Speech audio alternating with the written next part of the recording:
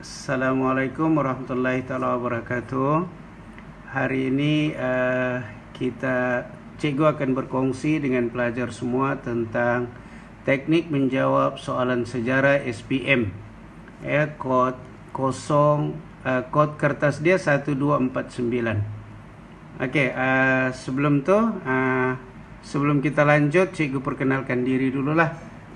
Tak kenal maka tak cinta. Okey, nama cikgu Hayadi bin Guliling, mengajar di SMK Abaka dan merupakan seorang guru sejarah. Mula berkhidmat sejak tahun 1991. Okey, kita itu sejak perkenalan dan kita teruskan. Okey, pelajar-pelajar yang dihormati sekalian, sejarah dalam penjadualan semula ini dijadualkan pada 24 hari bulan Februari, 24 dan 25 hari bulan. Ini tarikhnya. 24 bulan 2 iaitu hari Rabu, kertas 1 pukul 8 hingga 9, dan kertas 2 10 hingga 12.30, dan kertas 3 pada hari esoknya 25 hari bulan 2, 2 hingga 5 petang. Okey, kita teruskan. Okey, serba sedikit tentang format peperiksaan sejarah. Semua pun sudah maklum. Yang peperiksaan itu ada 3 kertas semuanya. Objektif. Kemudian kertas 2, kertas 1 objektif. Kertas 2 dia ada soalan bahagian A, bahagian B, dan kertas 3 open book. Kertas 1 tu 40 soalan objektif, jawab semua, 40 markah. Dan kemudian kertas 2 bahagian A ada 4 soalan, jawab semua soalan keempat-empatnya dengan nilai 40 markah. Jadi bermakna satu soalan 10 markah. Dan soalan bahagian B ada 7 soalan, dan kita diminta memilih 3 sahaja. 3, mana-mana 3 itulah yang kita jawab, dengan jumlah 60 markah. Jadi satu soalan membawa kepada 20 markah. Sementara kertas 3 ada 9 soalan esei, tapi di sini boleh juga tidak semestinya 9, boleh 8 hingga 12 soalan, dan dia berdasarkan satu tajuk umum. Tajuk umum ini akan diberikan 6 minggu sebelum peperiksaan. 6 minggu sebelum peperiksaan. Jadi bermakna mungkin dalam bulan Januari insya-Allah kita akan dapat. Jumlah markah kertas 1 tadi 40, kertas 2 100, kertas 3 pun 100. Okey, tempo masa. Kertas 1 1 jam, kertas 2 2 jam 30 minit, dan kertas 3 3 jam. Kertas 1 tu ada 19 bab yang akan ditanya. Kertas 2 pun sama, kertas 3 satu topik daripada biasanya untuk kita mungkin dari tingkatan 5. Wajaran kertas 1 30%, kertas 2 50%, dan kertas 3 20%. Apa maksud wajaran? Wajaran bermaksud inilah nanti hasil jumlah ketiga-tiga kertas ini akan dijadikan berapakah grade yang akan kita dapat. Jadi 1 markah di kertas 1 bersama dengan 0.75 markah, kertas 2 bersama dengan 0.5, dan kertas 3 1 bersama dengan 0.2 markah. Bermakna di kertas 3 ni 5 markah baru sama dengan 1 yang diambil kira. Okey, harap faham. Okey, ini tema-tema sejarah. Ini kita tidak payahlah lama-lama di sini. Okey, semuanya sudah pun maklum. Okey, kita teruskan. Ini wajaran tadi sudah saya beritahu. Wajaran kertas-kertas 1, 2, 3, 30, 50, dan 20. Okey, kita terus dengan menjawab kertas 1. Kita mulakan dengan kertas 1. Okey, kita teruskan. Okey, kertas 1. Apa persediaan yang perlu? Okey, apa yang persediaan perlu? Yang pertama, kita kena pahami seluruh kandungan sejarah tingkatan 4 dan 5. Maksudnya ada 19 bab semuanya. 10 di tingkatan 4 dan 9 di tingkatan 5. Jadi 19. Buku teks kita jadikan sebagai rujukan yang utama. Konsep, glossary, indeks, sudut maklumat itu semua penting. Dan untuk menguasai kertas sejarah 1 ini, cikgu cadangkan supaya pelajar banyak buat latihan. Dari mana? Dari soalan-soalan tahun-tahun lepas dan juga soalan percubaan SPM. Kenapa? Sebab soalan tahun-tahun lepas ni biasanya diulang, tidak kurang daripada 30 soalan. Dikumpul yang lebih kurang 17 set soalan semuanya itu sudah dari 2010 sehinggalah kepada 2020. Okey. Kita terus kita terus. Nanti kita tengok soalannya macam mana. Okey.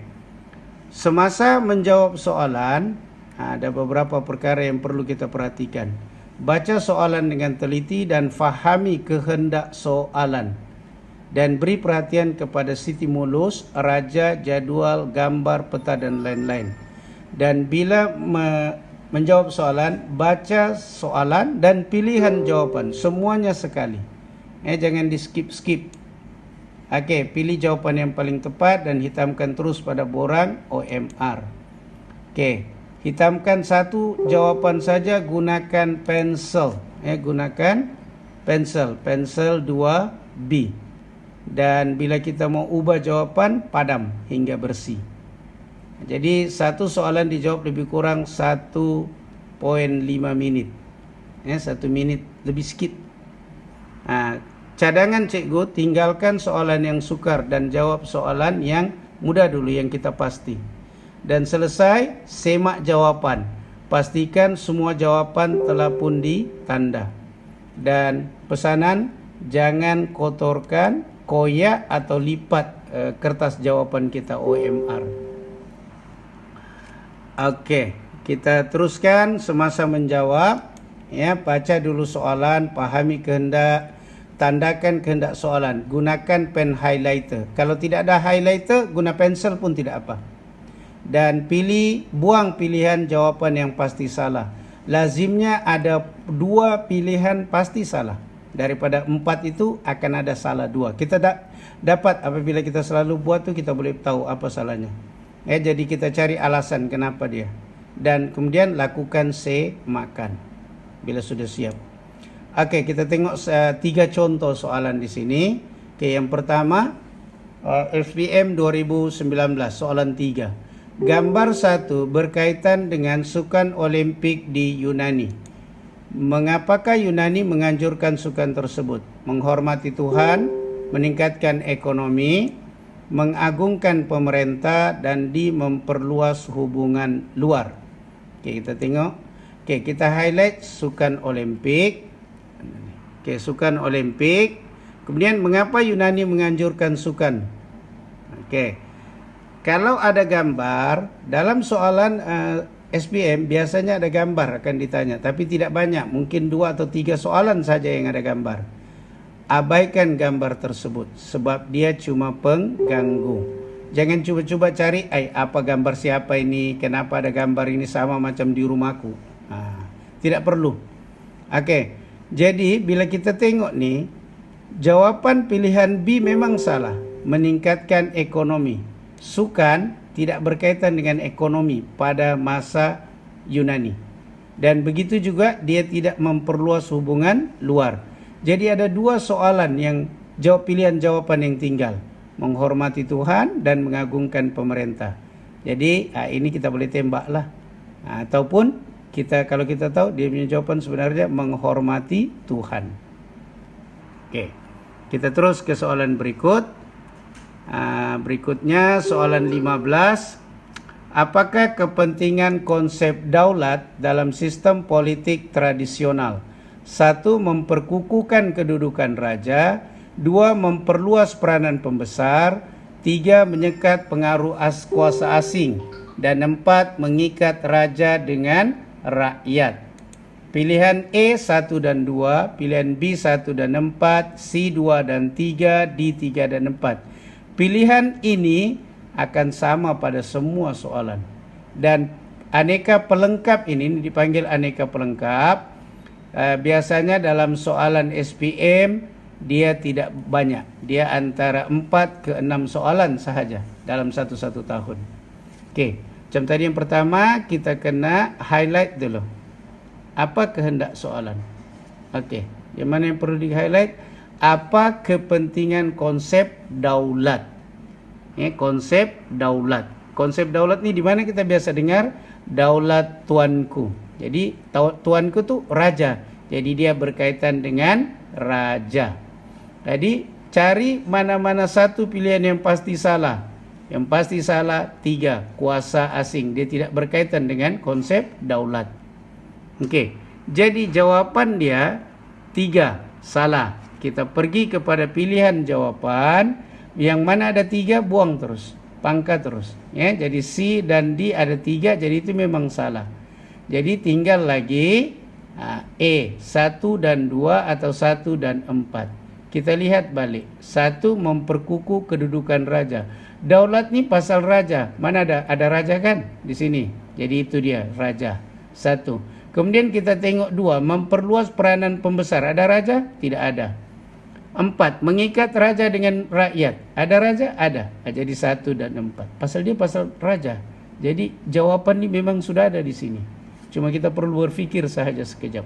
Okey, satu lagi contoh soalan. Okey. 32. Pernyataan berikut terkandung dalam Piagam Atlantik. Menghormati hak setiap manusia untuk memilih bentuk kerajaan mereka sendiri dan mahukan hak kedaulatan dan kerajaan sendiri dikembalikan kepada mereka. Bagaimanakah British bertindak untuk mematuhi piagam tersebut di tanah air kita? A. Melaksanakan sistem pengagihan kuasa. B. Melonggarkan syarat memohon kerakyatan. C. Mengurangkan bidang kuasa Majlis Raja-Raja. D. Mengisytiharkan Persekutuan Tanah Melayu 1948. Okey, kita tengok dulu. Piagam Atlantik. Bagaimana British bertindak untuk mematuhinya? Okey, jadi Piagam Atlantik ini ialah satu resolusi PBB yang diambil pada tahun 1945. Kandungannya merdekakan tanah-tanah jajahan. Okey, jadi kita pergi kepada jawapan. A. Melaksanakan sistem pengagihan kuasa. Ini dibuat di dalam sistem ahli. B. Melonggarkan syarat memohon kerakyatan. Ini dalam Malayan Union. C. Mengurangkan bidang kuasa Majlis Raja-Raja. Juga Malayan Union. D. Mengisytiharkan Persekutuan Tanah Melayu 1948. Kenapa? Ini langkah persediaan untuk menyerdeka. Ingat, Tanah Melayu merdeka pada 1957. Jadi dia mau memerdekakan. Jadi inilah jawapannya. Jawapannya D. Okey, beberapa persediaan yang perlu kita kuasai supaya kita betul-betul boleh menguasai kertas 1 ini.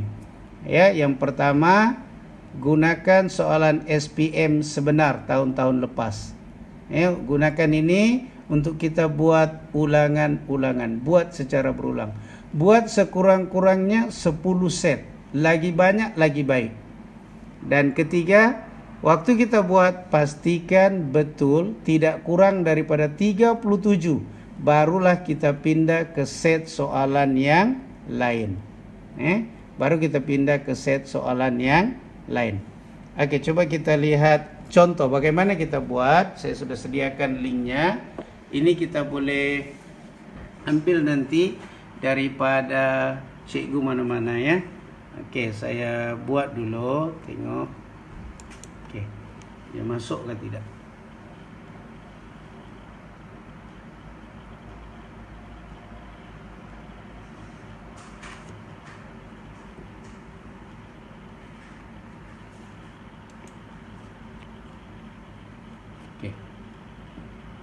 Sekejap, dia lambat. Okey, ini bila kita jawab ni, kita masukkanlah nama kita, isi sahaja nama. Type saja apa-apa nama anda. Kemudian sekolah, masukkanlah sekolah, nama sekolah kita. Okey, lepas tu kita baca.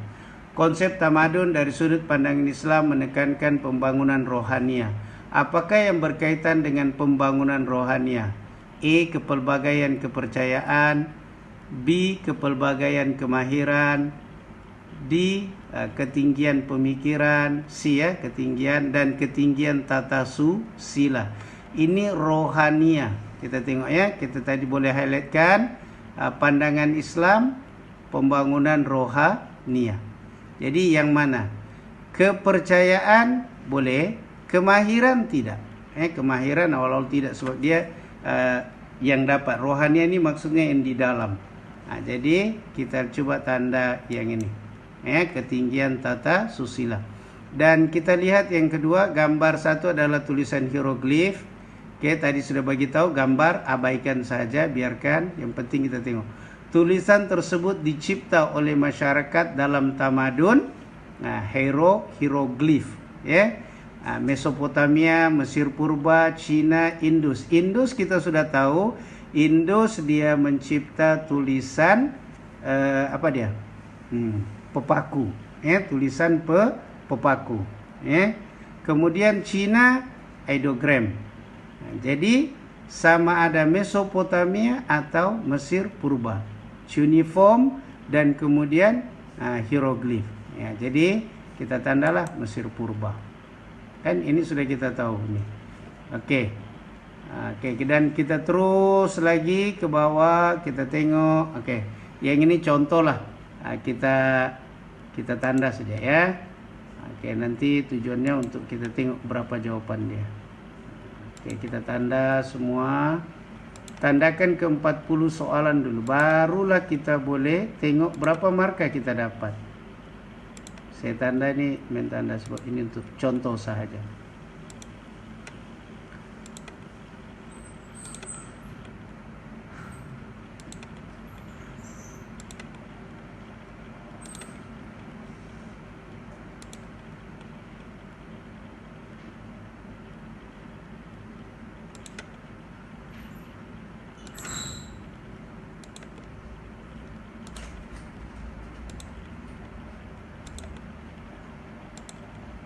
Tanda begini semuanya.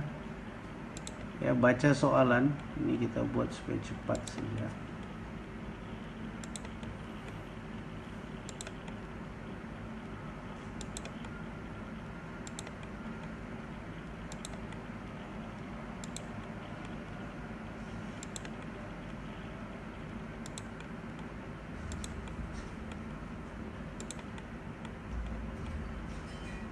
Hitler.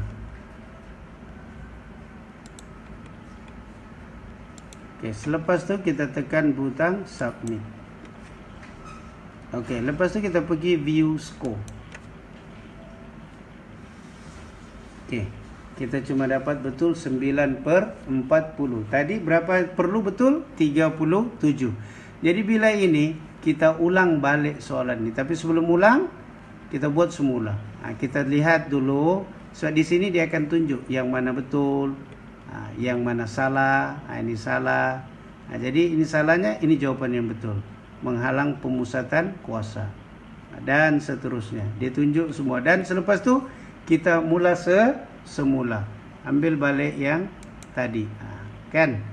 See submit another response. Ulang, klik ini sahaja. Dan kita ulang balik semuanya.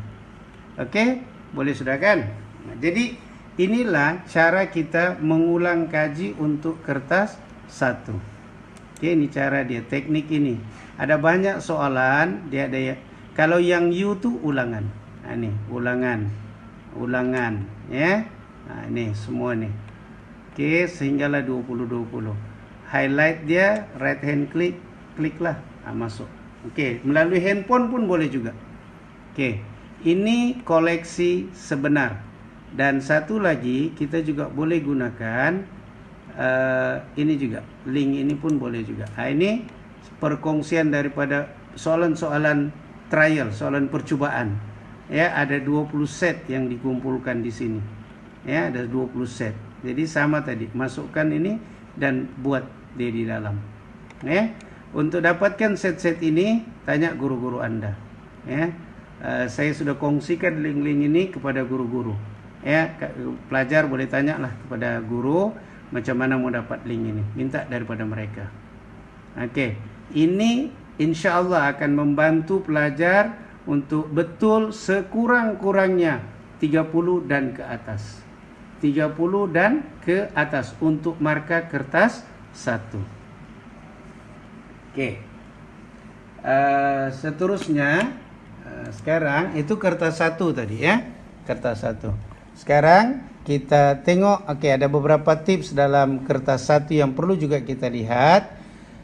Pilihan jawapan untuk kertas 1 A, B, C dan D itu adalah seimbang. Ya, antara 8 hingga 12 kali. Maksudnya A itu 8 atau 12. Antaranya itu. Ya, jadi selepas habis menjawab, kita kena mengira jawaban tersebut. Ya, mengira A berapa, B berapa. Jadi kalau ada yang lebih daripada 12, itu ada masalah sedikit. Kita kena lihat balik jawaban itu. Begitu juga kalau dia kurang daripada 8. Ya. Dan pilihan jawapan yang kedua, pilihan jawapan jarang yang berturutan sehingga 3 kali. Contoh 23B, 24B, 25 pun B. Dia 3 kali kan? Jarang. Ini jarang terjadi. Kalau kita betul-betul yakin dengan jawaban dan dia begini, barulah. Dalam satu peperiksaan dia jarang berlaku. Biasanya dia berulang cuma 2 kali sahaja. Jadi kalau dia berlaku pun jarang. Dan kalau berlaku pun dia cuma sekali saja. Jangan nanti ada lagi di soalan berapa? 38, 39, 40. Pula semua. Itu tidak. Tidak akan berlaku sedemikian. Oke, kita terus. Itu tips untuk menjawab kertas 1. Mudah-mudahan membantu. Oke, kita teruskan untuk kertas 2 pula. Kod dia 1249 palang 2. Oke. Kertas 2 tadi sudah diberitahukan yang dia ada 2 bahagian. Bahagian A dan bahagian B. Kita lihat dulu bahagian A. Bahagian A ada 4 soalan. 2 soalan tingkatan 4 diambil dari tingkatan 4 dan 2 soalan dari tingkatan 5. Kemudian bila ini macam biasa kita kena baca soalan dan fahami kehendaknya. Jawab semua soalan dalam ruangan yang disediakan dalam kertas soalan. Ingat bahagian A, jawapan mesti ditulis di kertas soalan itu juga.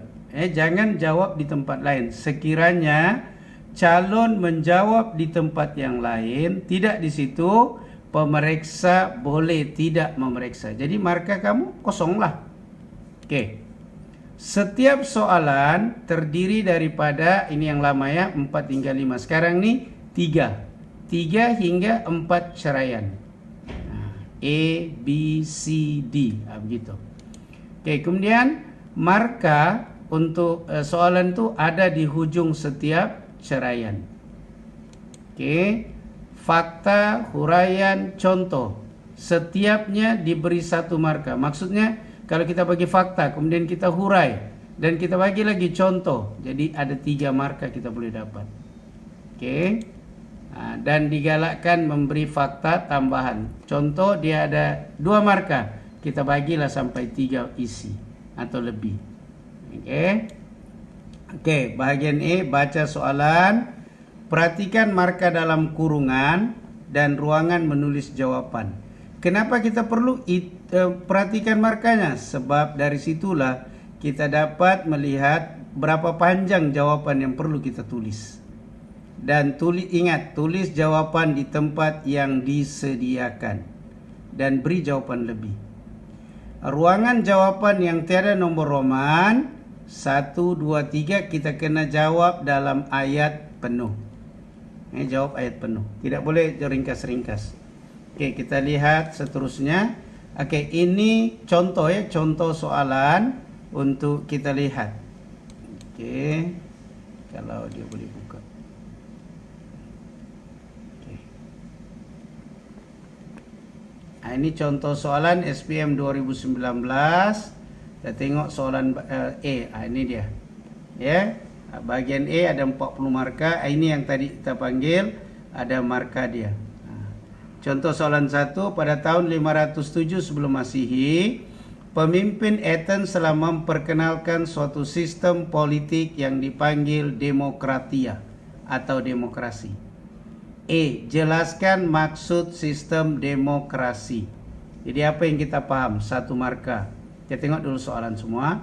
B, bagaimanakah sistem demokrasi diamalkan di Athens? C, senaraikan 2 contoh negara yang mengamalkan sistem demokrasi pada masa ini. Kemudian D, bandingkan sistem demokrasi yang diamalkan di Athens dengan sistem demokrasi yang diamalkan di negara dalam 1C. Ya. Yang ada 1, 2 Roman cuma soalan C, yang lain tidak ada. Ada 4 markah, 2, 3 dan 1. Jadi ini yang tidak ada, kita kena jawab soalan macam mana kita sambut soalan. Kita mulakan dengan ayat ini. Ya, buang kata tanya depan tu. Maksud sistem demokrasi ialah rakyat memilih wakil melalui pilihan raya. Contoh soalan jawapan. Okey. Kemudian yang ini bagaimanakah sistem demokrasi diamalkan di Athens melalui apa dia punya jawapan. Ini contoh negara, terus saja apa contoh negara. Contoh yang mengamalkan demokrasi. Senang. Mana negara yang mengamalkan demokrasi? Semua negara yang memilih wakil rakyatnya atau presidennya melalui pilihan raya.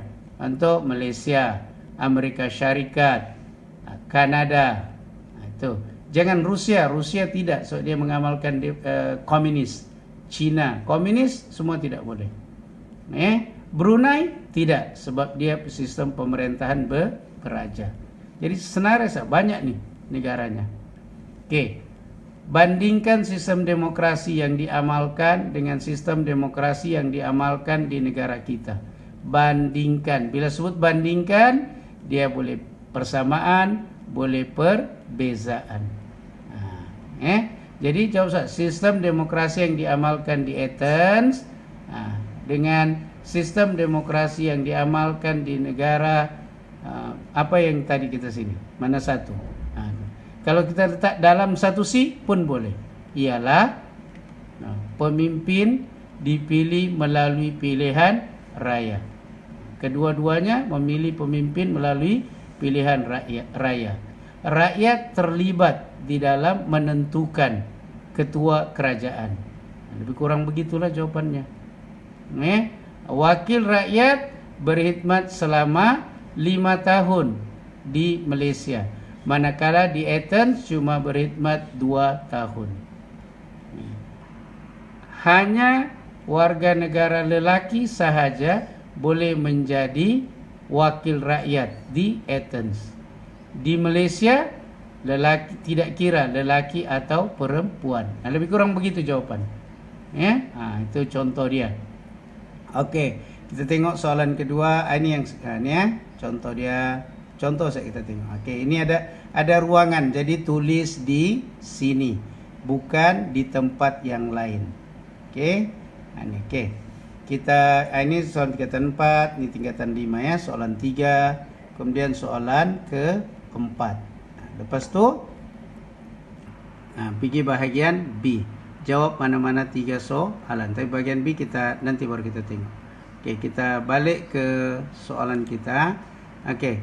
Kalau kita lihat peraturan pemarkahannya ataupun skema jawapannya, jangan jawapan tadi. Pemerintah dipilih oleh rakyat melalui pilihan raya. Ada tadi rakyat, pilihan raya, 2 markah. Jadi tapi dia 1, jadi dapat. Ini kita tengok demokrasi diamalkan di Athens. Banyak jawapan kan? Jadi tulis sahaja, jangan takut. Ini negara, ya. Ini negara yang boleh ditulis. Banyak lagi nih. Okey, dan kemudian D. Ini bandingkan. Okey, ingat dalam menjawab soalan calon tidak boleh menjawab dalam bentuk jadual seperti ini, kotak-kotak begini, walaupun perbezaan tidak boleh. Kalau jawab juga begini, marka sifar dibagi, tidak ada marka, jadi tidak boleh. Kita tulis dia dalam bentuk ayat, dalam bentuk karangan, barulah ada marka, itu. Oke, ini semualah, tengoknya 3 marka, tapi banyaknya jawaban yang diberikan, disediakan. Jadi jangan takut untuk menulis jawaban.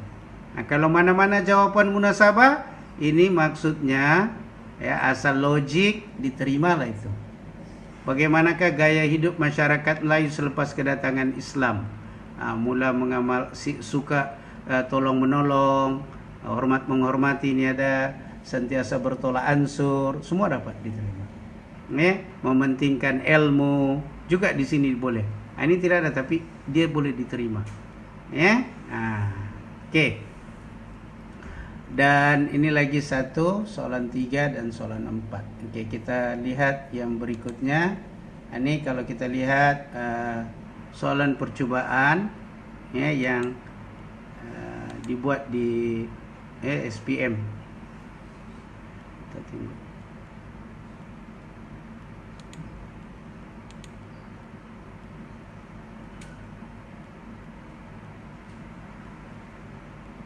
Percobaan SPM Abaka. Kenapa tidak mau keluar ini?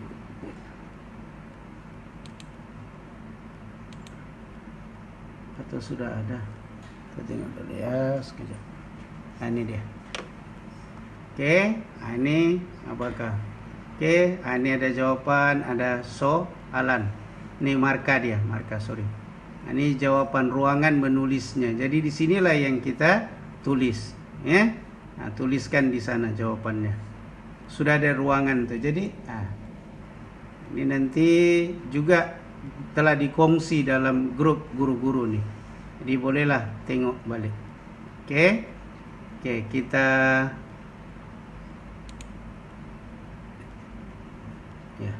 kita tengok tadi, kita sambung, kita pergi ke slide mana sudah.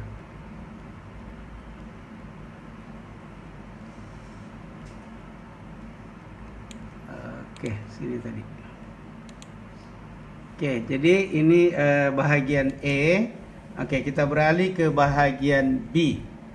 Oke, di bahagian B, ini kita tidak jawab di situ, kita jawab di tempat yang lain, kertas kajang. Tapi dia di dalam bentuk buku. Sama, bila dapat soalan, baca semua soalan. Kemudian setiap soalan dia mengandungi 4 atau 3 ceraian.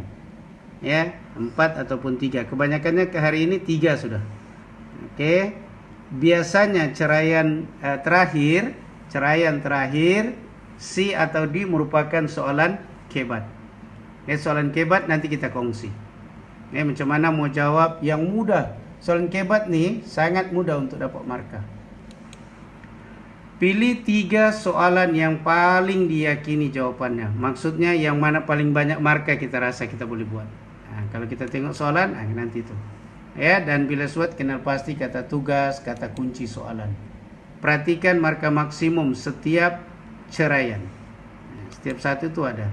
Dan kalau boleh buat rangka jawaban, sangat baik. Kalau tidak, tidak payah. Oke. Dan jangan lupa bila jawab soalan kena tulis nombor soalan dan ceraian. Ini ramai calon terlupa menulis ini. Kalau kena pemeriksa yang bagus, dia akan tuliskanlah. Kalau tidak, apa mau jadi? Oke. Jangan menulis pendahuluan dan kesimpulan. Pendahuluan kesimpulan dalam menjawab soalan bagian B tidak diperlukan.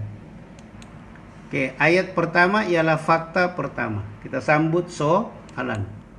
Skema jawaban mengikut buku teks. Ataupun mana-mana. Kadang-kadang ini dahulu. Sekarang ini banyak jawaban boleh diikut. Oke. Satu fakta, huraian, contoh. Sama macam tadi, diberi 1 markah. Setiap satunya akan dapat markah. Oke, digalakkan menulis fakta dalam perenggan yang berasingan. Tapi kalau tidak dapat tulis perenggan, tidak apalah, semua dalam satu perenggan saja pun boleh. Ya, gunakan ayat lengkap, ayat penuh. Jangan tergantung-gantung. Oke. Nah, ini panduan macam mana kita mau memulakan jawaban. Ya, kalau nyatakan, berikan, senaraikan kata tanyanya ya. Namakan, jelaskan, terangkan, huraikan, sejauh manakah, apakah. Kita buang yang ini, kita terus sambung, ambil semua soalan tu dan letak di hujung ialah ataupun adalah, jawablah. Okey. Kalau ini, kalau mengapakan, kita ganti dengan kerana ataupun disebabkan oleh. Bagaimanakah? Melalui, dengan cara. Kalau soalan adakah, setujukah, wajarkah, masihkah, mampukah, kita bagi iya, tidak. Tapi ini kena satu sajalah. Dan kemudian baru kita sambut soalan. Oke, kita terus. Nah, ini kalau cadangan, nih cadangan kedua, hujah saya, ramalan saya tentang. Kalau ada anda, gantikan dengan perkataan saya. Oke. Soalan ini bahagian B kita teruskan. Ada 7 soalan. Biasanya diambil 4 daripada tingkatan 4, 3 tingkatan 5. Atau terbalik, 3 tingkatan 4, 4 tingkatan 5. Bila dapat soalan, baca, tengok garis kehendaknya, highlight ke ataupun garis. Perhatikan marka dalam kurungan. Buat rangka jawapan ringkas di tepi soalan. Jadi kita buatlah yang mana yang kita tahu, kita ingat. Jadi nanti mana yang paling banyak kita boleh dapat marka, itulah yang kita akan pilih. 3 soalan. Bahagian B mesti dijawab untuk menjamin kita lulus sejarah. Baik kita jawab bahagian B berbanding dengan bahagian A. Sebab bahagian B banyak markah 20. Bahagian A cuma 10 sahaja. Lazimnya calon cuma jawab bahagian A dan bahagian B ditinggalkan. Sedangkan bahagian B lah yang paling senang dijawab. Tulis jawapan penuh dalam bentuk karangan. Kita tengok tadi, kita balik ini tadi soalan tu yang sama juga. Sekarang kita coba lihat. Ini dia. Ini soalan SPM 2018 ya. Ini bahagian A. Kita tengok bahagian B-nya. Kita lihat bahagian B.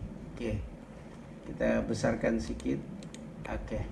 Bahagian B, soalan 5 kita lihat. Proses pembentukan tamadun manusia bermula apabila wujudnya hubungan penyesuaian antara manusia dengan alam sekelilingnya. A. Jelaskan maksud tamadun, 4 markah. B. Apakah ciri-ciri masyarakat yang bertamadun? Beri penjelasan, 8 markah. Gambar 1, gambar 2 adalah warisan tamadun awal dunia. Gambar 1 piramid, gambar 2 bandar terancang Mohenjo-daro. Apakah kepentingan warisan tersebut terhadap dunia moden? Jadi ini gambar abaikan sahaja. Tidak ada masalah dengan gambar ini.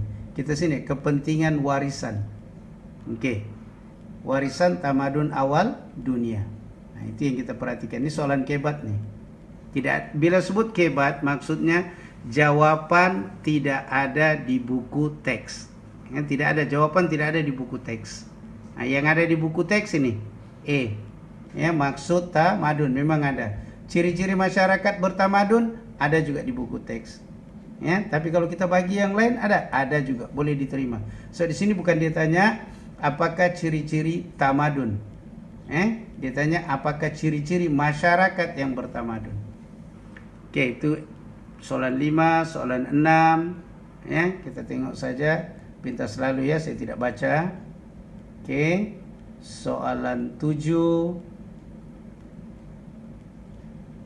Ini soalan 7. Bersetujukah Anda dengan pernyataan tersebut? Ini saya kena jelaskan ya. Kedatangan Islam ke Asia Tenggara berkaitan dengan kedudukan geografi Asia Tenggara yang strategik. Bersetujukah Anda dengan pernyataan tersebut? Berikan penjelasan Anda.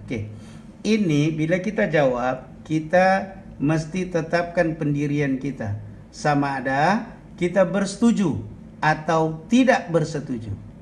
Dua-dua pun boleh betul. Bersetuju betul, tidak bersetuju pun betul. Tetapi yang penting kita punya alasan. Kenapa setuju? Kenapa tidak bersetuju? Contoh, saya bersetuju dengan pernyataan kedatangan Islam ke Asia Tenggara berkaitan dengan kedudukan geografi Asia Tenggara yang strategik. Oke. Penjelasan saya ialah, teruskan. Yang menyokong yang ini. Kalau tidak setuju, saya tidak bersetuju dengan pernyataan kedatangan Asia Tenggara berkaitan dengan kedudukan geografi Asia Tenggara yang strategik. Jawab begitu pun sudah ada markah 1. Nah, jadi bagilah penjelasan. Ya, kalau bersetujukah, wajarkah, bolehkah?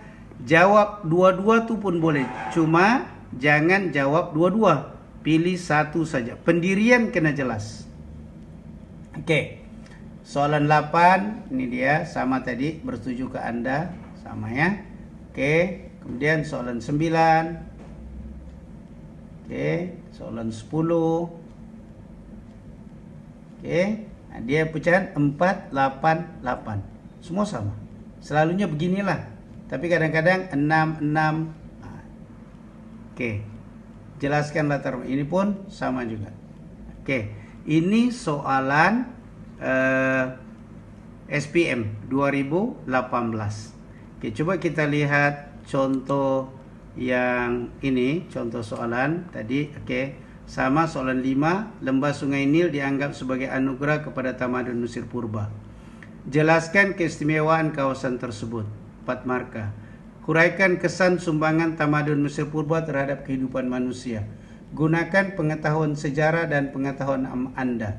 Bila ini ada, ini maksudnya kita boleh gunakan jawapan yang logik. Ya, mana-mana munasabah. Ini sudah boleh kita gunakan.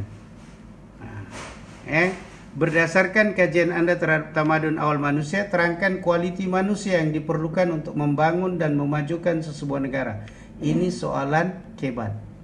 B dan C ini soalan kebat. Oke, kemudian soalan 6. Bersetujukah Anda bahwa agama dan kepercayaan adalah aspek penting dalam membina sebuah tamadun bangsa yang unggul di mata dunia?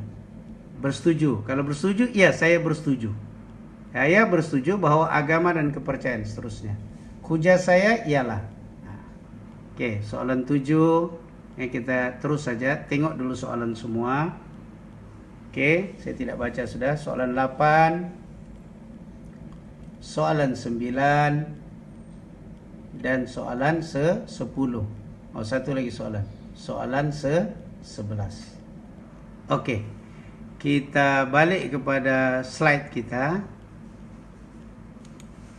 Oke, ini yang tadi. Oke, dalam masa menjawab ini, ya kita menjawab, dicadangkan masa menjawab untuk bahagian E, ya kita jawab semua. Jadi masanya 1 jam. Gunakan 1 jam untuk menyelesaikan bahagian E.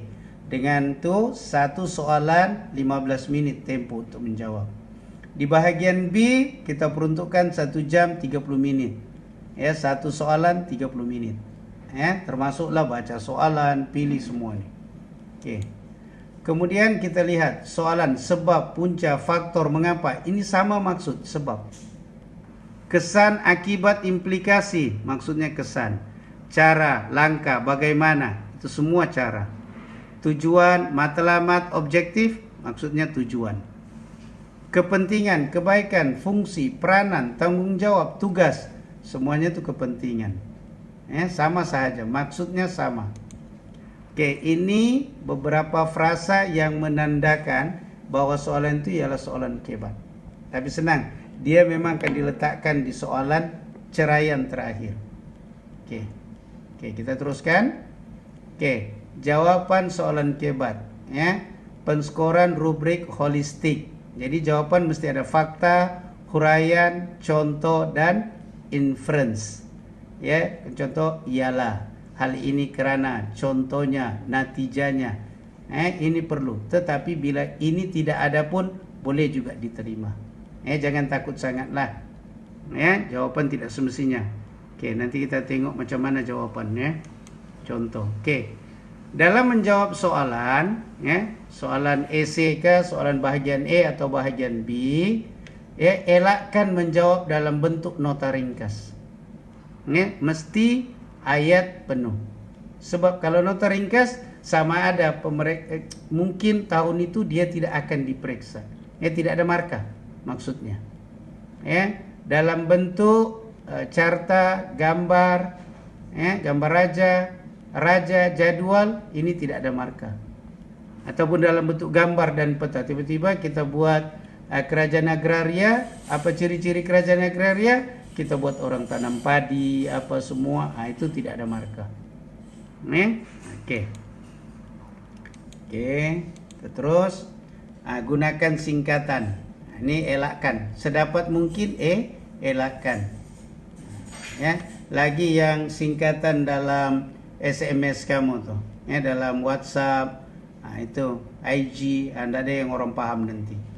Oke, tulisan cakar ayam. Maksud tulisan cakar ayam nih, kita menulis, kita sendiri tidak boleh membaca tulisan kita.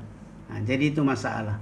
Sekurang-kurangnya bila kita tulis, kita sendiri boleh baca tulisan.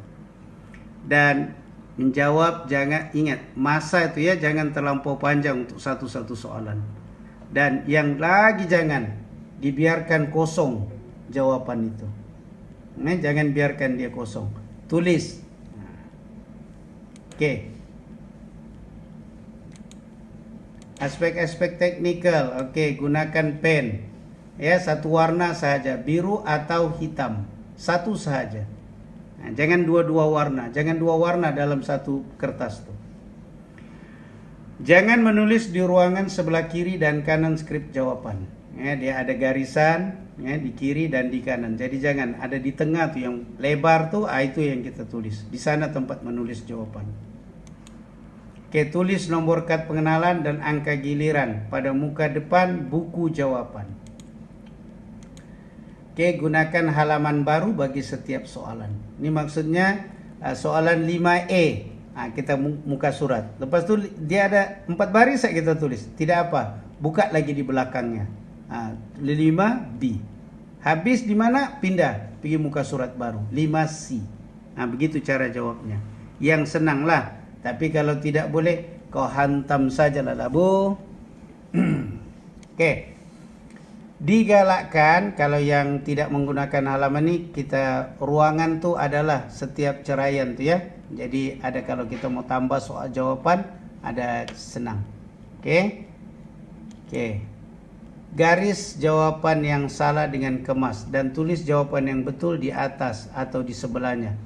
Saya cadangkan pelajar tidak payah bawa liquid paper ke, ya, sebab kalau liquid paper cecair pemadam tu nanti dia tidak cukup kering. Bila dia kacau pula jawapan yang lain. Tulisan perlu kemaslah. Kemas ni maksudnya boleh dibaca. Dan kita boleh menulis di kedua-dua muka surat buku jawapan. Sebelah depan, belakang. Itu.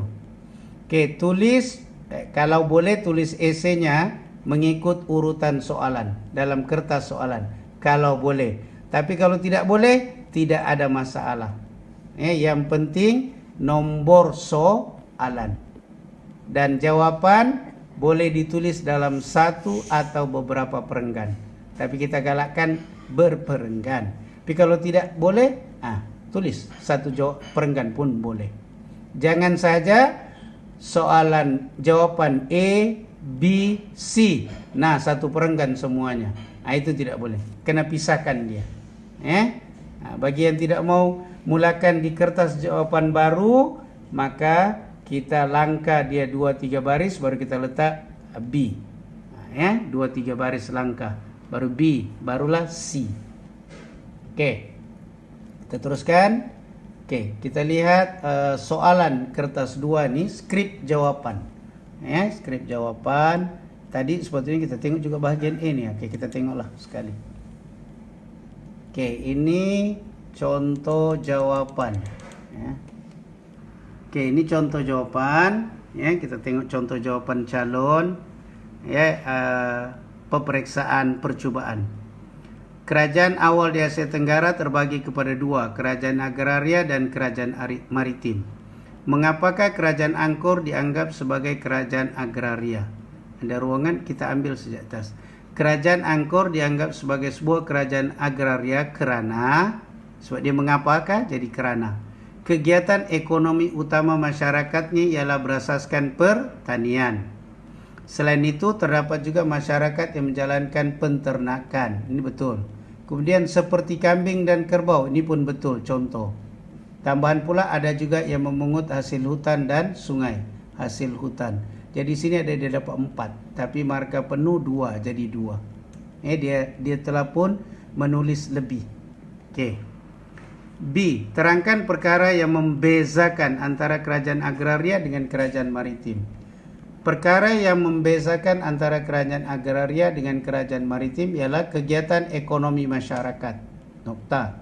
Hal ini kerana kerajaan agraria menjalankan kegiatan ekonomi berdasarkan pertanian, manakala kerajaan maritim menjalankan kegiatan ekonomi berasaskan kelautan. Dia gunakan perkataan manakala. Kemudian perbezaan yang seterusnya ialah lokasi kerajaan.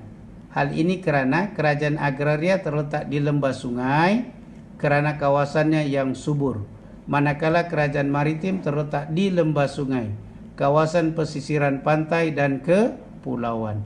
Dia bagi 3, 6, tapi markah penuh 4, jadi dia dapat 4 garis-garis.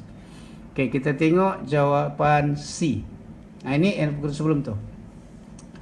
Ini yang kita bagi tahu tidak lengkap. Ayat tidak lengkap. Menjalankan aktiviti pertanian penternakan. Betul. Tapi tidak ada markah. Tidak ada markah. Kadang-kadang dibagi markah. Tengok peraturan berubah-ubah. Kadang-kadang dibagi markah, kadang-kadang tidak. Jadi untuk selamat, kita jawab ayat penuh. Ini tidak penuh. Ayat ini tidak lengkap. Tergantung. Ini kerajaan agraria berdasarkan aktiviti daratan, manakala kerajaan maritim berdasarkan aktiviti kelautan. Dia tidak sambut soalan, jadi tidak ada juga markah. Walaupun betul, ini pun betul. Tempat kerajaan agraria yang sesuai di tepi lembah sungai, manakala tepi laut bagi kerajaan maritim. Ini betul jawapannya, tapi tidak diberi markah. Kerana tidak menyambut soalan. Ayat tidak lengkap. Kadang-kadang tengoklah kalau peraturan pemarkaan terima, tapi kadang-kadang tidak. Jadi untuk selamat kita jawab itu. Okey, soalan C memerlukan kita punya pendirian. Adakah negara kita berpotensi sebagai sebuah kerajaan agraria atau kerajaan maritim? Beri alasan anda. Okey, dia jawab, iya, negara kita berpotensi sebagai sebuah kerajaan agraria atau kerajaan maritim. Macam mana ni? Agraria lepas tu atau lagi, dua-dua kah? Yang mana satu? Kerana negara kita kaya dengan sumber alam semua jadi, seperti pokok kelapa sawit, pokok getah dan lain-lain. Bukan itu sahaja, sumber makanan laut yang terdapat di negara kita juga dapat membolehkan kita mencontohi kerajaan maritim untuk berdagang. Dijawab dua-dua sudah. Selain itu, iklim kita yang panas dan lembap memudahkan masyarakat menjalankan aktiviti pertanian. Ini kalau dia potong ni kerajaan maritim, dia tidak jawab ni, masuk ini, dia dapat markah penuh 4. Tapi di sini tidak ada, sebab di sini pendiriannya tidak jelas. Ya, negara kita berpotensi sebagai kerajaan agraria. Nokta. Kerana negara kita kaya dengan sumber alam semua jadi. 1. Seperti pokok kelapa sawit, 1. Sumber makanan laut, 1.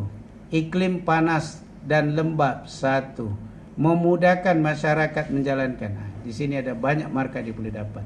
Tapi sebab dia tidak ada pendirian, maka tidak ada markah. Okey, itu untuk bahagian A ya. Ini pun sama. Tidak ada pendirian. Dia sebab dia mau ulang soalan di atas. Sedangkan disuruh pilih satu. Okey. Ini dia punya jawapan baguslah ya. Okey. Biar dulu nanti ada semua. Ini Lambang pun ada harimau ke lambang negara. Lambang negara ada 4, bunga raya, bendera kebangsaan, ya, bendera namanya jalur gemilang, lagu negaraku, dan jata negara. Ini okey, dia tidak perlu sambut sebab ada roman. Jadi terus sahaja. Terangkan kepentingan lambang kepada sebuah negara, terus menjadi kebanggaan rakyat, memberi semangat patriotisme kepada rakyat. Dia betul-betul di dua-dua ni. Tapi sebab tidak sambut, tidak ada markah. Okey, ini dia tidak jawab. Dia biarkan kosong. Ini sama tadi. Okey. Okey, ini pun. Ini. Tanda-tanda begini nih. Bulan, bintang, matahari ini negatif ini masuk dalam tolak-tolak ini. Tunggu mata pelajaran matematik baru kita pakai. Okey. Ini betul semua nih. Kedudukan geografi, kemahiran penduduk, kegiatan ekonomi, hubungan luar. Ini kalau dia buat ayat nih, jadi. Baru ada markah. Ini pun sama ya. Sama macam tadi. Ini soalan 5 tadi tu. Okey. Soalan 5 tadi di mana kita boleh tengok dia punya soalan tu ya. Soalan. Okey, kita tengok soalan contohnya sebelum kita tengok itu saya pergi ke sini. Okey. Ini soalannya. Kita tengok soalan dan kemudian kita tengok jawapannya. Lembah Sungai Nil, jelaskan keistimewaan, huraikan kesan ini. Dia punya okey. Kita tengok jawapan yang tadi itu. Okey. Keistimewaan lembah Sungai Nil, kalau kecil kita besarkan.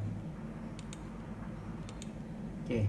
Keistimewaan lembah Sungai Nil kepada tamadun Mesir purba ialah air Sungai Nil yang mengalir dari bahagian utara Mesir ke Laut Mediterranean, menyebabkan tanah yang gersang menjadi dataran yang subur. 1 markah. Selain itu, dengan adanya tanah yang subur, masyarakat tamadun Mesir purba dapat melakukan aktiviti pertanian. 1 lagi. Seterusnya, hal ini menyebabkan ia juga sesuai untuk petempatan. Tambahan pula, kesemuan lembah Sungai Nil ini membawa kepada pokok papirus tumbuh dengan subur dan banyak di sana. Iyalah, tapi dia mau keistimewaan kawasan. Ini kadang-kadang diterima, kadang-kadang tidak ya. Okey. Kemudian kesan. Kesan sumbangan tamadun Mesir purba terhadap kehidupan manusia ialah melalui pengetahuan seni bina. Semasa zaman Mesir purba, piramid merupakan sumbangan teragung mereka. Piramid diilhamkan oleh Imhotep, yaitu saintis, ahli fizik dan arkitek dalam tamadun Mesir purba. Penggunaannya menggambarkan kreativiti masyarakat Mesir purba dan menggunakan batu bata besar yang sama saiznya. Ini cerita tentang sumbangan. Apa dia? Seni bina. Kemudian tengok ya, dia langkah 1 baris untuk ini. Okey. Kreativiti beliau menginspirasikan manusia pada hari ini tidak ada masalah, untuk berfikir kreatif dalam melakukan sesuatu pekerjaan. Masyarakat kini lebih kreatif dan inovatif menghasilkan sesuatu untuk kemudahan dan keselesaan hidup. Selain itu, penggunaan batu bata dalam pembinaan yang diilhamkan oleh Imhotep sehingga kini masih dipraktikkan oleh masyarakat di seluruh negara. Hal ini kerana bangunan akan lebih kukuh, stabil dan kelihatan menarik jika menggunakan batu bata. Ini dia tambah lagi. Dia hurai yang tadi saja. Okey, seterusnya, kesan tamadun Mesir purba terhadap kehidupan manusia adalah cara untuk menghasilkan kertas daripada pokok. Semasa zaman Mesir purba, pencapaiannya terserlah apabila berjaya mencipta kertas. Sama ya, ulangan. Hal ini kerana kertas dicipta daripada pokok papirus yang banyak terdapat di lembah Sungai Nil. Dengan adanya penciptaan tersebut, memudahkan proses penyimpanan hazanah bangsa. Ini dapat. Penciptaan kertas menunjukkan bahawa masyarakat mereka berani mencuba sesuatu yang mereka tidak ketahui untuk menghasilkan sesuatu yang berguna. Ini pun boleh dapat. Okey, kreativiti tersebut telah mengilhamkan manusia pada zaman kini untuk menghasilkan kertas. Okey, dia hurai balik ya. Contohnya, penilaian kertas diperoleh daripada pokok balak dan penggunaannya sangat meluas. Hal ini memudahkan manusia untuk merekodkan sesuatu. atau perkara-perkara penting. Dengan itu, kehidupan dan urusan manusia lebih mudah dan menjimatkan masa. Nah, ini dia. Dia dapat banyak di sini. Markah penuh 8, jadi kita dapat 8. Oke. C nanti saya hurai kemudian ya, sebab dia ada teknik menjawab soalan kebat yang digunakan. Nanti kita tengok. Oke. Jadi kita balik di sini dulu. Oke. Bahagian B kalau kita tengok soalan tadi sudah ada. Ya, saya skip dulu bagian itu. Jadi saya harap semua pelajar paham. Oke, ini yang perlu. Oke, macam mana mau jawab soalan kebat? Oke, baik. Soalan kebat, saya dan beberapa orang rakan telah memperkenalkan teknik menjawab soalan kebat. Ya. Yang jawabannya itu juga, biar apapun soalan itu juga jawabannya. Kita tengok ya, macam mana mau gunakan. Oke, dia kami namakan dia sebagai, sekejap, bukan yang ini. Saya ambil yang lain dulu. Saya panggil dia Japasi Pil. Ya, Japasi jawaban pasang siap Pil. Kita tengok ya, uraiannya tadi dia tidak sangat. Mana sudah dia?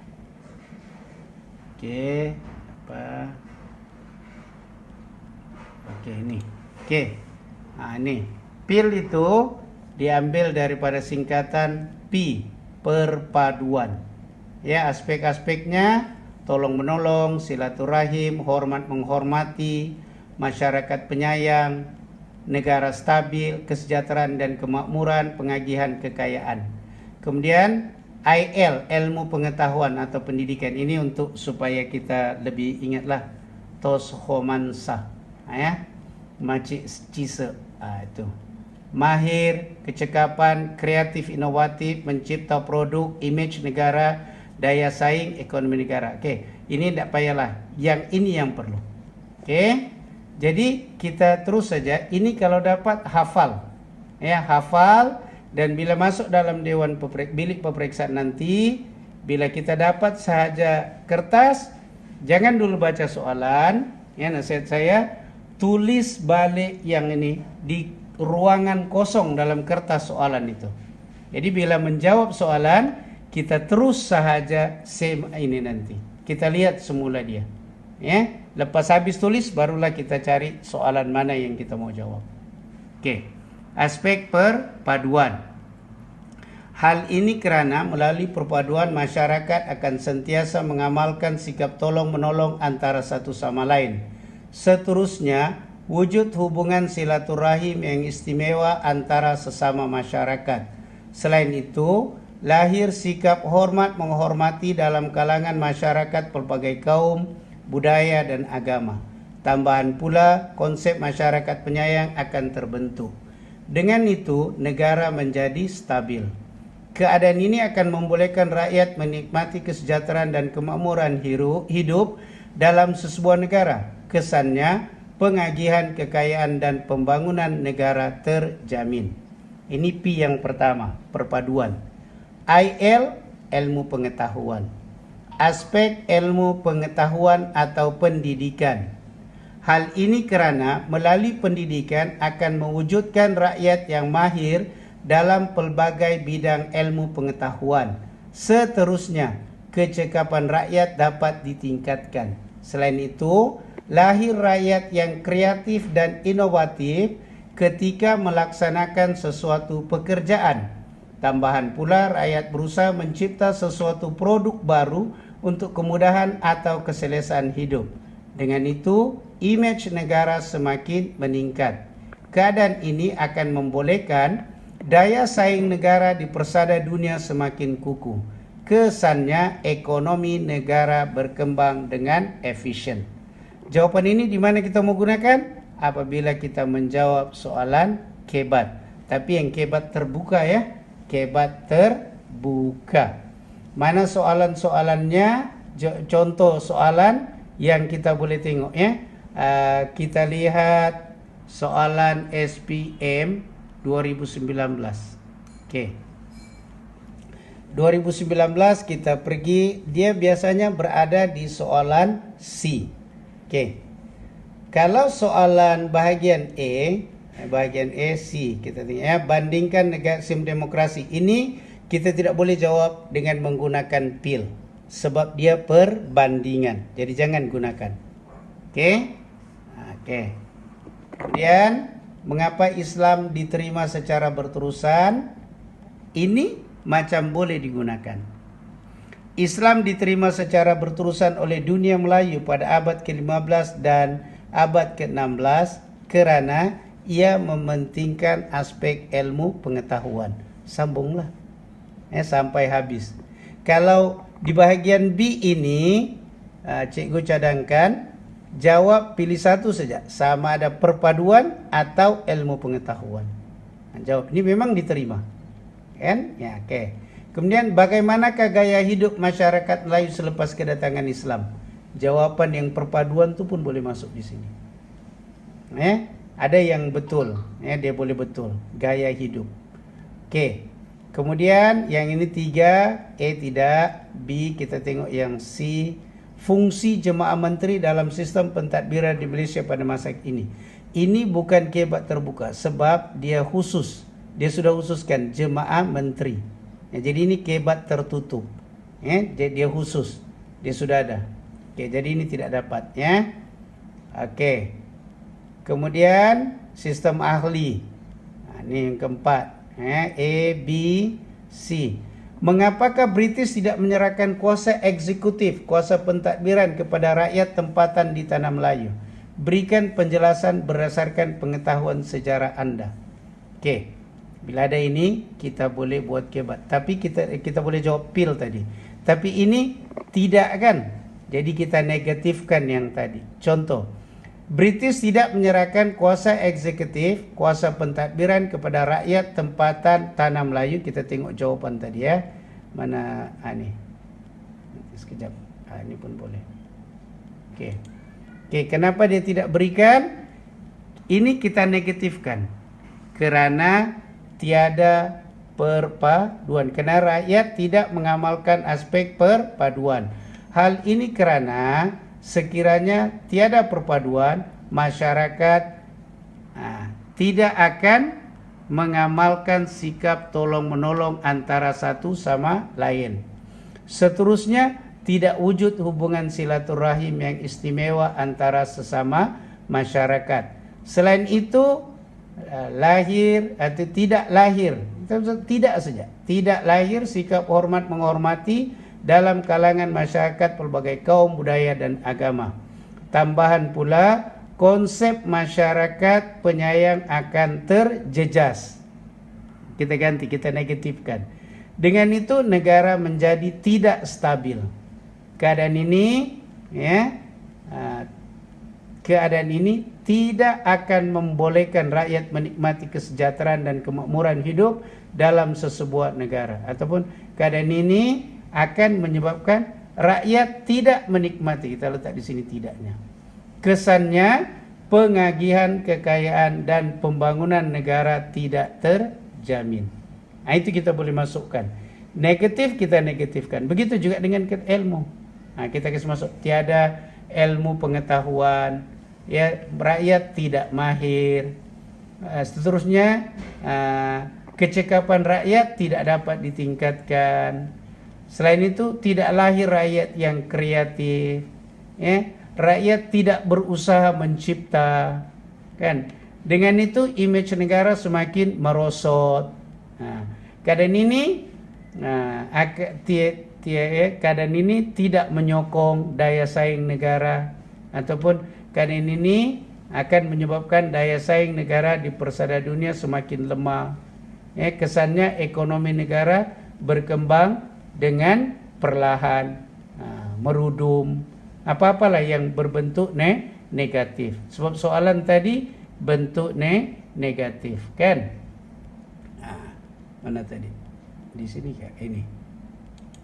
Negatif. Jadi kita negatifkan dia. Ada 4 markah. Jadi ada 2 tadi kita boleh gunakannya. Kalau ini Huraikan impak atau kesan hijrah Nabi Muhammad SAW terhadap tamadun dunia. Gunakan pengetahuan sejarah dan pengetahuan Anda. Ambil saja impak, kurungan kesan hijrah Nabi Muhammad SAW terhadap tamadun dunia ialah dari aspek perpaduan. Kita ulang saja tadi, ya. Sudah aneh. Ulang sahaja semula ini semua. Di depan sahaja kita tukar. Kita sambut soalan, betul salinlah balik semua. Bila pergi perenggan yang kedua, kita ambil balik soalan, sambut, dan ini jawapannya semua. Oke? Itu dia akan bagi kita marka penuh, 8 marka.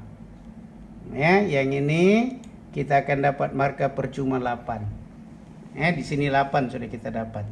Ya, ulang sahaja dari sini, buang huraikan, ambil ini. Ini semua. Lepas itu terus sambung yang tadi. Oke, ialah dari aspek perpaduan, ialah dari aspek ilmu pengetahuan. Oke, kemudian nih, pernyataan berikut berkaitan dengan sumbangan penting Khalifah Abu Bakar As-Siddiq. Ini dia punya pernyataan. Mengapakah sumbangan tersebut penting dalam sejarah umat Islam? Sama tadi. Sumbangan tersebut penting dalam sejarah umat Islam. Sebab mengapa? Kerana aspek perpaduan. Hal ini kerana habis. Lepas tu nanti ulang balik jawapan jawapan dia. Sumbangan tersebut penting dalam sejarah umat Islam kerana aspek ilmu pengetahuan atau pendidikan. Hurailah. Itu pun akan dapat 8 juga. Okey. Kemudian nih, sejauh manakah semangat inquiry ingin tahu penting dalam kehidupan manusia sepanjang zaman? Juga boleh. Semangat inquiry ingin tahu penting dalam kehidupan manusia sepanjang zaman kerana ia mementingkan aspek ilmu pengetahuan. Sambung yang tadi, habiskan. Nanti yang kedua perpaduan, sama. Nih, nasionalisme teras perpaduan adalah tema Hari Kebangsaan negara kita yang ke-28. Bagaimanakah nasionalisme boleh memperkukuh perpaduan rakyat? Okey. Sebab di sini sudah ada perpaduan, jadi nasionalisme boleh memperkukuh perpaduan rakyat melalui, kita tengok tadi jawapan,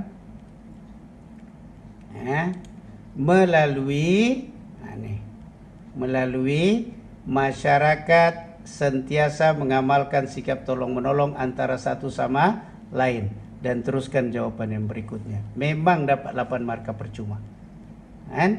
Dia nanti kita sambung nih. Ilmu pengetahuan. Ya. Okey, harap semuanya boleh faham. Mana sudah? Okey, nih soalannya semua dapat dijawab ya. Okey, ini pun cadangan Anda untuk menjadikan persekutuan Malaysia terus cemerlang dan gemilang. Cadangan saya untuk menjadikan persekutuan Malaysia terus cemerlang dan gemilang ialah pentingkan aspek perpaduan.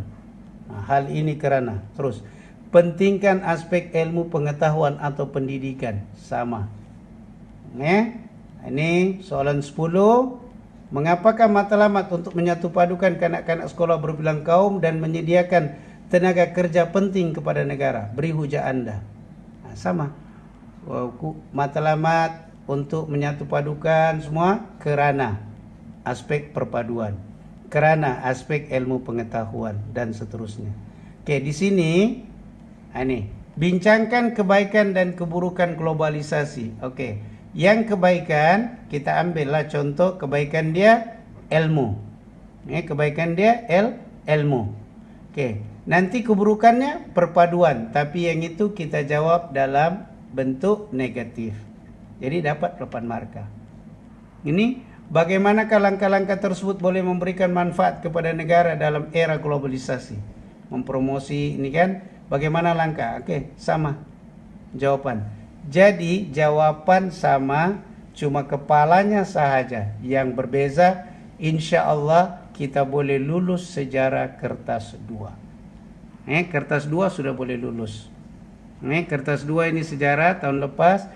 Kita jawab dengan pil sahaja, insya-Allah tidak kurang daripada 40 marka kita boleh dapat. Senang ceritalah, tak payah belajar buku sejarah tu. Baca pil, hafal, insya-Allah lulus. Tapi untuk dapat markah yang lebih baik, kita kena bacalah nota-notanya. Tapi kita pergi ke mana? Yang C-nya sahaja. Coba kita lihat soalan untuk tengok yang tadi, betulkah boleh? Kita tengok yang ini 2018 punya soalan. Kita lihat di mana dia boleh digunakan. Kita tengok satu lagi, contoh 2018 ya. Dia di soalan terakhir kan. Mengapakah PTP dibina di kawasan tersebut ini? Ini walaupun ada pengetahuan pendapat Anda, ini jangan gunakan PIL. Ini tidak boleh sebab dia spesifik. Kebat tertutup. Kita tengok ini. Ini. Mengapakah pembaharuan yang dibuat 2A penting kepada sesebuah negara? Beri hujah Anda. Apa dia? Ekonomi, pendidikan, ketenteraan. Pilih mana-mana satu. Sama ada P atau IL. Kita kasih makan PIL, luluslah kita. Dapat 4 sudah di sini. B. Kemudian ini. Mengapakah Perancis melakukan perubahan tersebut? Ini kita kasih negatif, habis. Semuanya betul. Ini perpaduan ataupun ilmu. Kasih negatif dia jawabannya di sini. Dapat lagi 4. Kemudian mengapakah perkara dalam 4C tidak boleh dipersoalkan? Sama juga. Kenapa? Ini perpaduan. Kita ambil yang perpaduan. Jadi ada 12 markah di bahagian E sahaja. Markah percuma 12 markah. Cuma-cuma. Dan kemudian soalan 5. Soalan 5, B ini pun kita boleh jawab dengan cara yang tadi. Apakah ciri-ciri masyarakat yang bertamadun? Ciri-ciri masyarakat yang bertamadun ialah masyarakat yang mementingkan aspek perpaduan. Hal ini kerana, teruskan nanti. Ciri-ciri masyarakat yang bertamadun ialah masyarakat yang mementingkan ilmu pengetahuan atau pendidikan. Uraikan 8 markah percuma. Gambar ini kepentingan warisan tamadun awal dunia terhadap dunia modern ialah dari aspek perpaduan, dari aspek ilmu pengetahuan. 16 markah. Tidak lulus sudah? Kan? Kemudian ini yang ketiga C. Mengapa tokoh tersebut berpendapat sedemikian?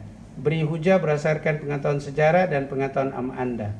Tokoh tersebut berpendapat sedemikian kerana Nabi Muhammad SAW sangat mementingkan aspek perpaduan. Nabi Muhammad SAW, tokoh tersebut berpendapat sedemikian kerana Nabi Muhammad SAW sangat mementingkan ilmu pengetahuan. Habis. Dapat juga jawaban. Semua. 8 lagi. Ini kedatangan Islam ke Asia Tenggara, ini hati-hati. Bila bersetujukah, itu tidak boleh digunakan.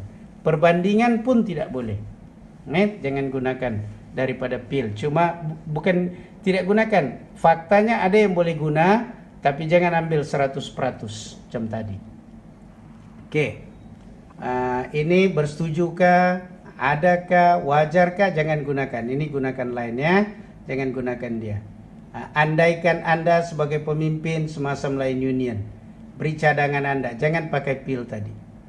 Sebab ini andaikan, adakah, wajarkah, itu tidak boleh ya. Bezakan. Tapi di sini mengapakah perpaduan bangsa diberi keutamaan? Perpaduan bangsa diberi keutamaan kerana dia akan tadi jawab tu yang sentiasa mengamalkan sikap tolong menolong, silaturahim, itu semua tuh. Cukup 4 tulis di sana, dapat sudah markah 4. Bagaimana kedua-dua dasar sudah menyatu padukan rakyat? Ambil yang tadi, penuhkan semuanya. PIL ilmu, perpaduan ilmu.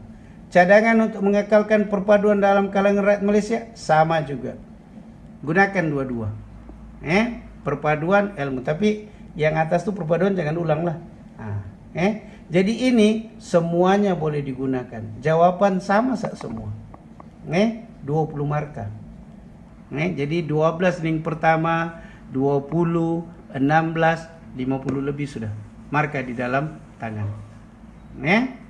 Jadi ini memang tidaklah pasal ini dunia yang aman tanpa senjata nuklear merupakan objektif utama negara anggota NAM. Bagaimanakah NAM harus berperanan untuk mencapai matlamat tersebut? Ini tidak sebab dia khusus kepada ini negara NAM. kita tengok pula macam mana pelajar ini menggunakan. Itu yang tadi saya bagi tahu. Ini. Ya, ini. Macam mana dia gunakan nih. Ini contoh dia menggunakan pil dalam jawapan. Ya, soalan berapa? 5.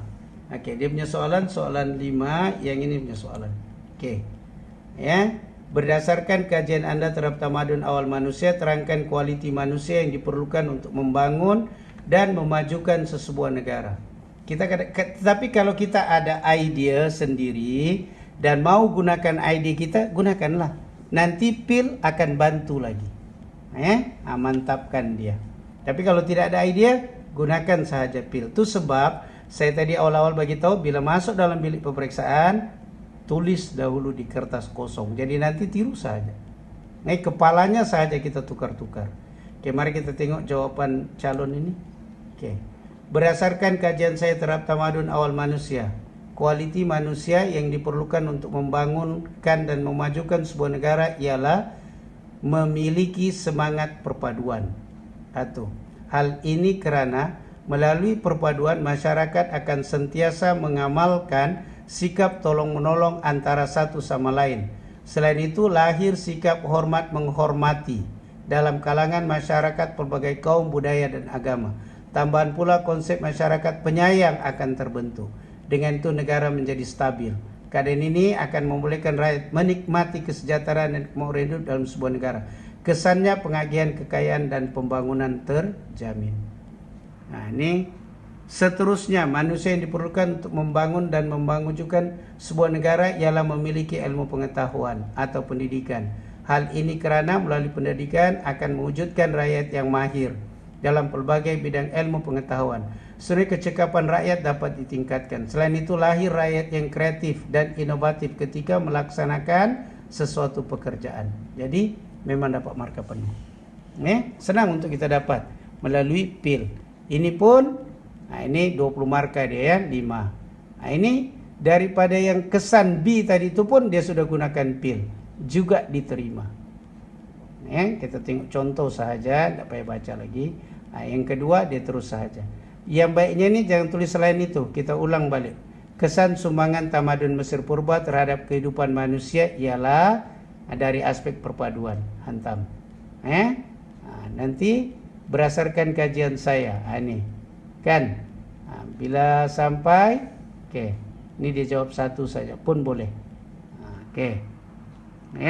Ini dia. Jadi memangnya boleh. Ini hujah saya berkaitan agama tadi yang soalan 6. Jadi kita boleh gunakan dia. Itu contoh menggunakan pil.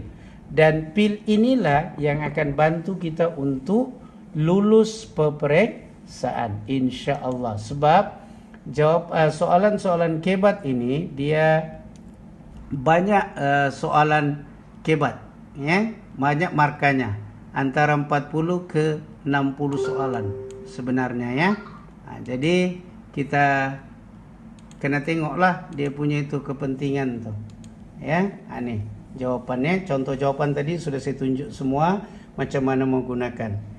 Dan ini gunakan sehabis baik pil ini, insya-Allah kita akan lulus dalam peperiksaan sejarah kertas 2.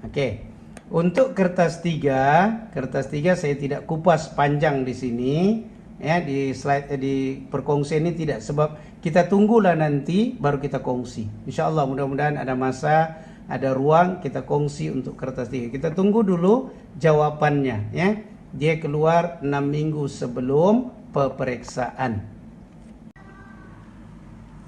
Pelajar, kita sampai ke bahagian yang terakhir, ya, dalam perkongsian kita hari ini, yaitu bagaimana mau cemerlang sejarah, macam mana mau lulus.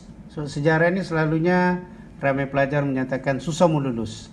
Ya, sebenarnya senang. Tadi kalau kita sudah lihat tuh ada sudah saya kongsi itu kan. Bagaimana mau cemerlang sejarah? Kita lihat, ya. Pertama sekali, ya, cara belajar. Ya, cara belajar ini banyak, tapi tidak ada cara belajar yang paling mesti dibuat. Tidak boleh tidak. Bila belajar sejarah, kena membaca.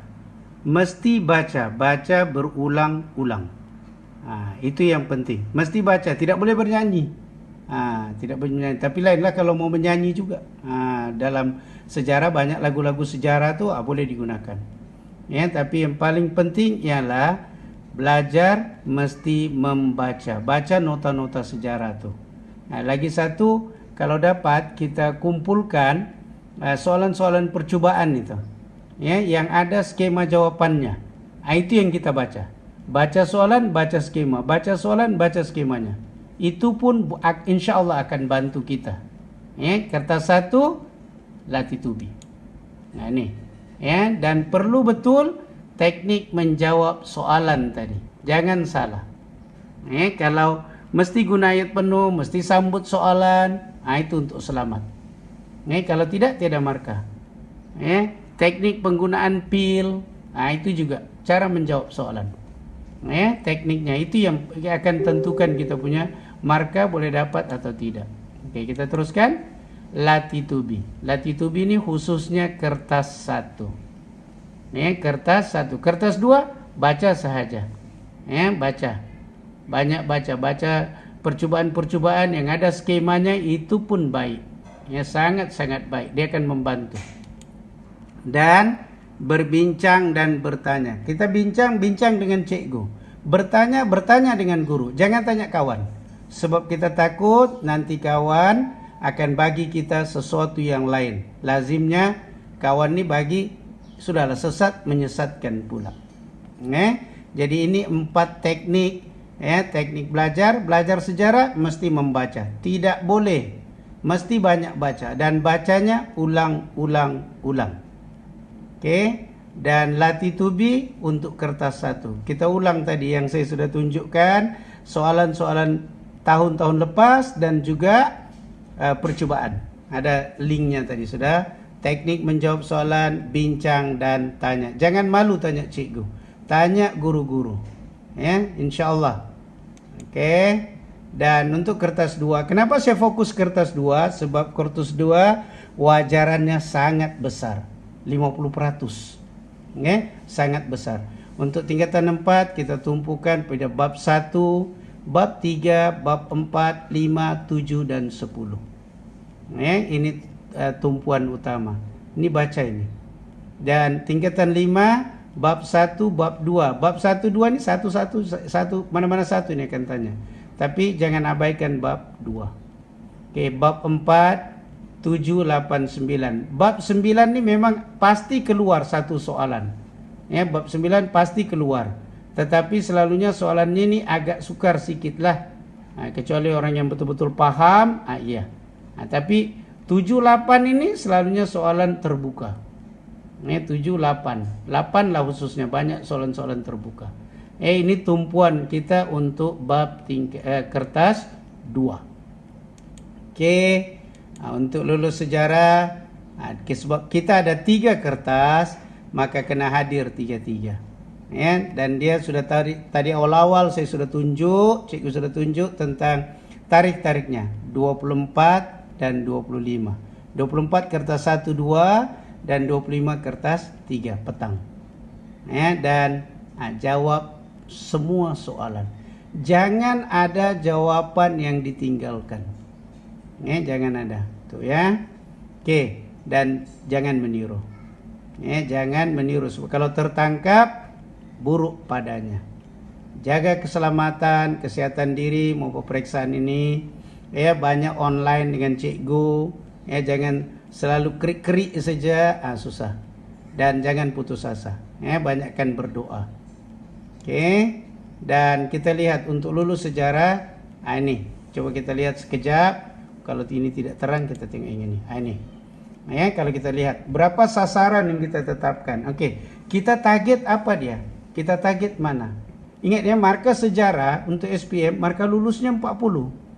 40. Dia tidak ada markah yang turun-turun bawah-bawah lagi tu, tidak. Jadi kita punya target kertas 1 ni sekurang-kurangnya betul 20. Jadi bila betul 20, wajaran sudah ada 15. Kertas 2 30, tapi dia boleh kan, tadi sudah belajar pil tu boleh sudah naik kepada 40, 45. Itu boleh sudah. Okey, dan kertas 3 insya-Allah sebab model jawapan kita disediakan itu boleh 70. Ini target-targetnya. Di mana kita target? Ini yang paling kurang lah, ya, target-targetnya itu. Ini dari 75 ke atas tu A lah sudah, A tolak. A minus, A plus. Mana target kita? Kita target di mana? Jadi kita lihat kertas 1 berapa perlu betul, kertas 2 berapa perlu, kertas 3 berapa yang perlu dapat. Okey. Kertas 1 nih kadang-kadang ada yang susah mau dapat nih. Tapi kalau di sini 15, ini kena naik lah. Pergi 40 ke 45. Kertas 2. Ini target kita untuk berjaya. Untuk lulus sejarah. Ini kita kena tetapkan sasaran awal-awal. Okey. Dan ini, tapi sebelum tu cikgu mau kongsi sedikit di mana lagi kita boleh bantu kita untuk sejarah ni banyak, ya. Sejarah ni banyak. Kita boleh lihat soalan ni Muhammad Jamil ni. Ya, dia ada banyak buat video di YouTube. Jadi kita boleh lihat video-videonya tu. Contoh. Sekejap kita tayang. Kemunculan tamadun awal. Okey, kita lihat ini contoh video yang dibuat oleh Cikgu Muhammad Jamil. Banyak di YouTube, banyak di YouTube dan kita boleh lihat. Type saja Muhammad Jamil, insya-Allah banyak nota-nota yang dan boleh fahamlah, ya. Hari ini kita akan belajar tingkatan 4 bab 1 kemunculan tamadun awal manusia. Di bawah tajuk kecilnya makna tamadun dan ciri-ciri tamadun. Baiklah, sebelum cikgu nak mengajar, cikgu nak minta semua guru dan pelajar-pelajar untuk subscribe video cikgu ni agar cikgu boleh menambah lagi tajuk-tajuk yang lain. Makna tamadun dapat dilihat dalam dua pandangan. Yang pertama pandangan sarjana Islam dan yang kedua pandangan sarjana Barat. Okey, kita lihat satu persatu. Yang pertama pandangan sarjana Islam. Sarjana Islam mengatakan bahawasanya tamadun berasal daripada bahasa Arab iaitu mudun, madain dan madana yang bermaksud pembukaan bandar dan tinggi budi. Sarjana Islam, sarjana Barat ni berasal daripada negara orang putih. Kita kasih cepat, ya. Yang keempat penempatan kekal, yang kelima organisasi. Okey, ya, kelebihan dia ni gunakan teknik Cikgu Muhammad Jamil ni, dia bagi formula. Jadi daripada formula ini kita boleh ingat semua apa ciri-ciri tamadun. Perintah bangla kawin 4 orang perempuan. Dia terangkan dalam video ini. Begitu juga dengan video-videonya yang lain, ya. Ini contohlah, ya, saya tunjuk. Jadi nanti saya harap pelajar semua boleh explore di sini, ya. Dia punya ini banyak ini, ya, dan linknya pun ada cikgu ni buatkan juga. Cikgu ni ada buat linknya sendiri. Ni, ya. Ini pun boleh kita kongsi dengan cikgu-cikgu, guru-guru kamu pun ada sudah ni. Guru-guru minta daripada guru-guru ada. Okey ni. Ini semua ni saya besarkan. Ini video-video yang dia lihat ni, link-linknya tu sudah dia bagi, ya. Semua ni. Banyak bab yang sudah ada. Jadi terokai lah ini. Ya, formula-formula sejarah yang diajar oleh Cikgu Muhammad Jamil ni insya-Allah boleh bantu kita dalam menjawab soalan juga. Dengan fokus-fokus bab yang tadi saya cadangkan itu. Itu bukan untuk dapat A, itu untuk dapat C. Tapi kalau mau A, semua ini kita ikuti semuanya ini. Ini boleh bantu insya-Allah. Ya, lagi itu tadilah antara yang kita boleh gunakan untuk bantu kita menjawab soalan sejarah insya-Allah. Dan jadi berakhir sudah, ya, kita punya ni semua. Dan cikgu doakan semoga semua pelajar akan peroleh keputusan yang cemerlang dalam SPM 2021. Ya, semua mata pelajaran, tapi yang terbaik sudah pasti sejarah. Sekian, wabillahi taufik wal hidayah. Assalamualaikum warahmatullahi taala wabarakatuh.